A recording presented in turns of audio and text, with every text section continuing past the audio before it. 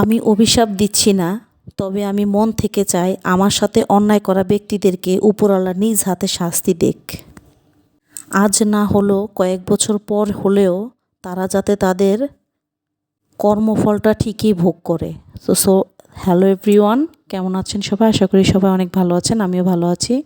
চলে এলাম আবার একটা নতুন ভিডিও নিয়ে। আশা করি ভিডিওটা আপনাদের কাছে অনেক ভালো লাগবে। তো এই জায়গায় আমি এখানে আলু দিয়ে লাউর খোসা ভেজে নিচ্ছি, আর পেঁয়াজও দিয়েছি সাথে, আর একটু হলুদ আর মরিচ দিয়ে ভালোভাবে ভেজে নিয়েছি। তো আলু দিয়ে আমার লাউর খোসাটা ভাজা শেষ।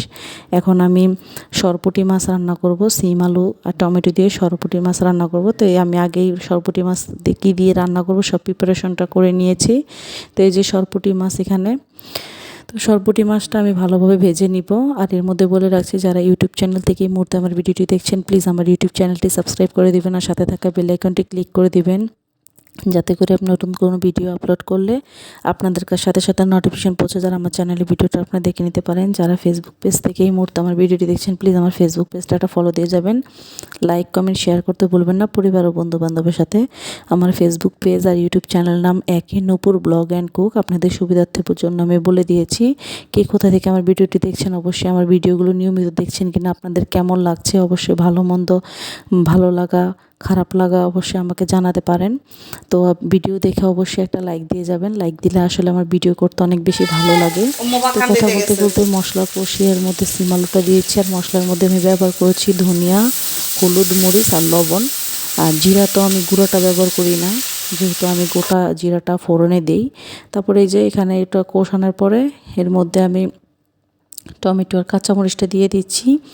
একটু বলক হালকা চলে আসলে এর মধ্যে ভাজা সরপুঁটি মাছগুলো দিয়ে দিব। তো আজকে দুপুরে আমার অত বেশি একটা রান্না নেই, লাউর খোসা আলু দিয়ে ভাজি করেছি, আর সরপুঁটি মাছটা আমি রান্না করেছি সিম আলু আর টমেটো দিয়ে। আর সরপুঁটি মাছ কিন্তু শীতের মধ্যে খেতে অনেক বেশি ভালো লাগে। আর সরপুঁটি মাছ ইদানিং আমার এত বেশি প্রিয় হয়েছে, একটু কাটা যদিও বেশি, কিন্তু অনেক টেস্ট আছে মাছটা কিন্তু খেতে।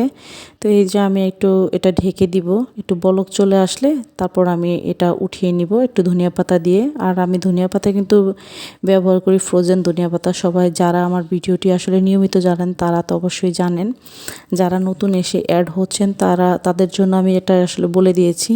আর তরকারি কালারটাও কিন্তু অনেক ভালোই এসেছে। ঝোলটা আমি আর বেশি রাখবো না, কারণ এত বেশি ঝোল খাওয়া হয় না, আমার ঘরে মানুষজন কম।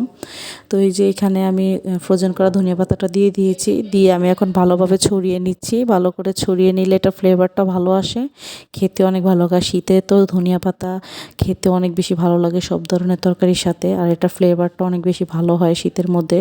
তো আজকের ভিডিওটি আমার ওভারঅল এই পর্যন্তই। Thank you for watching my video.